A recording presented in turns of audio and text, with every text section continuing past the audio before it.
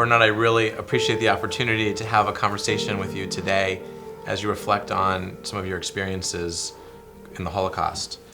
What motivates you to be able to share your story? When I walk with people through Auschwitz in many groups over many years, self-confrontation in the process of healing. And I simply tell them, whatever your trauma is, if you don't work with it, it'll run your life without you being conscious about that. I confront my fears and I talk about that to many people, and that's my healing process.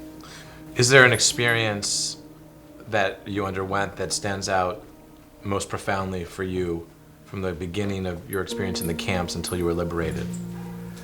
Many years ago when I walked in Auschwitz in the museum part with a group, and I came across a display of children's belongings, shoes and other infants' belongings. That was a experience that moved me, where I started crying. I need to tell the world, so to speak, about the horrors that we as human beings are capable of, and unless we're aware about what transpired, we could very well repeat the history. People can deny that the Holocaust happened as just deplorable and unthinkable. How do you respond to those who deny the Holocaust? I recall one time I was speaking to a large group of people, and someone in the group, in the audience, asked, I understand that from reading that the Holocaust never happened. I was puzzled for a moment, how do I answer such a person? And I'm a survivor of a 6 million Jewish family. And if you don't want to believe that, you could check with all the documentaries that the Allies did right after liberation, when the war ended. And there are many other books and survivors who talk about it. But if you still want to be in denial, that's your right to do so. I know that many survivors have what's been coined as survivor guilt, sort of a feeling of guilt that they made it and 6 million just Jews didn't make it. Mm-hmm. Was that ever something that you experienced, being liberated and coming out of the camps, that you felt a guilt that you had survived and other members of your family and friends didn't? That came up for me a few times years ago. How come I made it? How come I couldn't have saved others?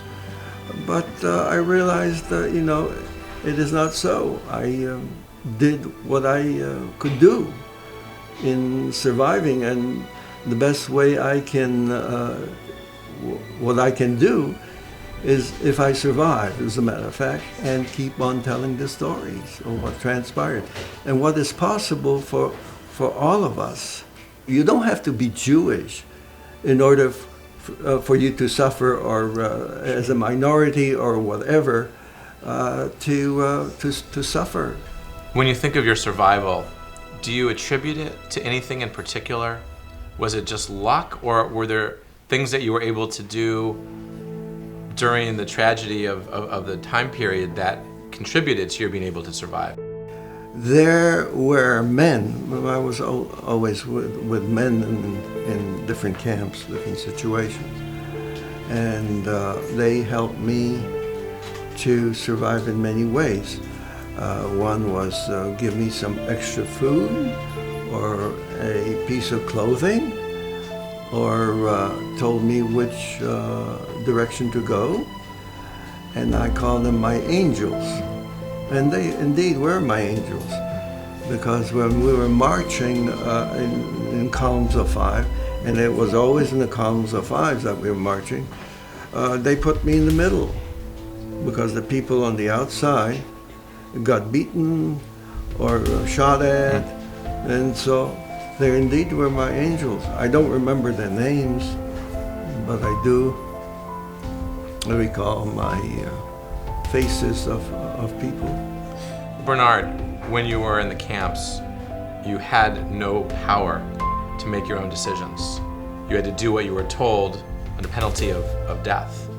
What was that transformation for you like, going from having no power in your making of choices to being liberated and making choices for yourself from that point forward? You're correct as far as the camps and decisions were made for me. There were some small choices that we had. For instance, I saw people who were suffering so much they wanted to end it, and they did. And they ran towards the electrified wire in Auschwitz, for instance. That's if they made it to the wire, if they didn't get shot down before they reached the wire. So there were choices. There were also choices that I was told by my angels, Bernard, you go to the right instead of the left because that's a better choice. So there were some minor choices. So how do you go from making a minimal amount of choices for survival to then living a life of freedom and making choices on everything? How was that transition for you? I came from a place of no choice, actually. Okay. Despite everything that's happened, you have a choice now. And you have a choice now, and again, and again. That's something that is actually created moment by moment, the choices that we all have, I think. And so my methodology is to choose and choose again. If I try something and it's not working, or realize that was not a good choice, I re-choose again. I don't think I'm stuck in being one way. I'm a lucky man to be alive and be able to tell the story, and that is the reason, one of the reasons I survived. My body was in Auschwitz, but my mind was elsewhere. And especially when I saw birds sitting under barbed wire and they flew off, and it took me away. So I was playing someplace with other kids or with my family, but my body was still in Auschwitz, but my mind was elsewhere. And that was a saving factor in my survival, besides the angels who helped me. What was it like to be liberated? Did you know that, or have any hunch that it was coming? Because I know there are stories that some people had a sense, or that it was happening. And what, taking you back to the liberation, what do you recall from that period? It was an unbelievable moments. And one crazy response at that time was for me was that, oh my God, I am free. And I had a fear of what will I find outside. Yeah. Here, I knew what to deal with and what to expect, but it was just a existential fear of everything has changed and I'm free. As a rabbi, one of the things I hear most often when we talk about where was God, people always ask the question, where was God during the Holocaust? And if God is all-powerful, why didn't God do something? How do you fall in that theology and that thinking? Well, I don't think this has anything to do with God. I think we don't want to take the responsibility for what is going on in the world, what was in the past. So we say, we'll create an argument, okay, against God, against... but it's we as human beings are responsible for that. Just and in that vein, when we talk about God, where were you? It is we as people, if we don't take responsibility for what is transpiring or transpired and what is transpiring today and how we treat other people. You should, God willing, live long and be well. But in the future, when you're no longer here, and hopefully that's far away, how would you want to be remembered? How would you want your children to remember you? How would you want the world to remember you? I have not thought about that. That I was a decent human being, that I was a good father. Not that I haven't made mistakes, Who hasn't, right? Yeah, that I was a good human being, and questioning everything is in doing something about the things that don't work. Create conditions that are better for human beings, So to come full circle, you experienced the greatest evil you possibly could have experienced. Yet what you internalized in your life is the importance of goodness and acting out against suffering. How did you, coming out of the childhood that you experienced in the camps, where all you saw was evil being perpetuated against you and loved ones, how did you walk away with a lesson of being good and maximizing goodness? It's a profound lesson, and it's the absolute antithetical lesson to the experience that you had as a child. How did you come away with that? My thinking was that one thing is to be evil, to be against other people. It takes a lot of energy to sustain that kind of thinking and feeling. When we let go of that, we have more energy. That's well said. And I think you're right that it takes a lot more energy to be evil, to be angry, than it does to live a life of goodness and to do the right thing. In the camps, imagine a number was tattooed on your arm. Yeah. And that was your identity. It was my identity, but it is not now. I am not my number, but it's interesting that in the past couple of months, because when I sign my email or letters, I sign it love, light, and courage. But I include -B7815, which is my tattoo number. Wow. So that's my signature now.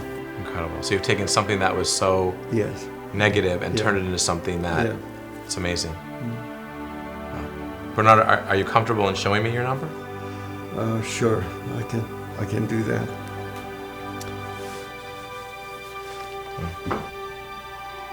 Has that gone in your mind from being a symbol of destruction and evil to a symbol of strength? It is. I had a chance to